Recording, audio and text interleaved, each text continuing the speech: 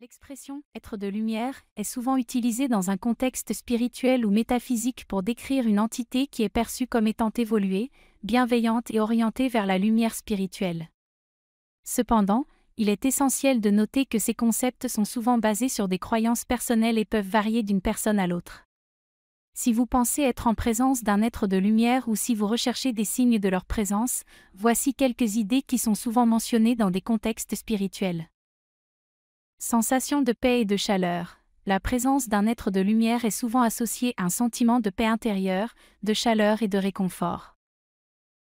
Lumière ou éclat. Certains rapportent avoir vu une lumière vive ou un éclat particulier lorsqu'ils sont en présence d'un être de lumière. Intuition et guidance. Les êtres de lumière peuvent communiquer à travers des pensées intuitives, des messages intérieurs ou des sentiments de guidance. Synchronicité. Des coïncidences significatives ou des événements synchronisés peuvent être interprétés comme des signes de l'influence d'un être de lumière. Rencontres inattendues. Vous pourriez rencontrer des personnes ou des situations inattendues qui apportent des leçons importantes ou un soutien dont vous avez besoin.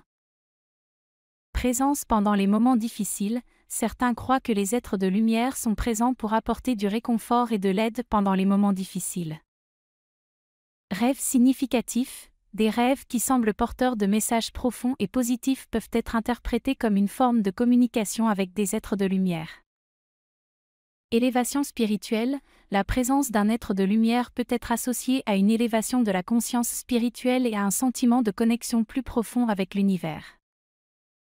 Il est important de noter que ces signes peuvent être interprétés de manière subjective et personnelle.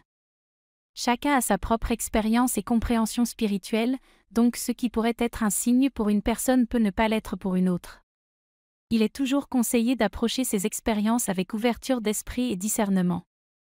Si vous avez des questions spécifiques sur des expériences que vous avez vécues, il pourrait être utile de consulter des guides spirituels, des mentors ou des praticiens expérimentés dans des domaines tels que la méditation et la spiritualité.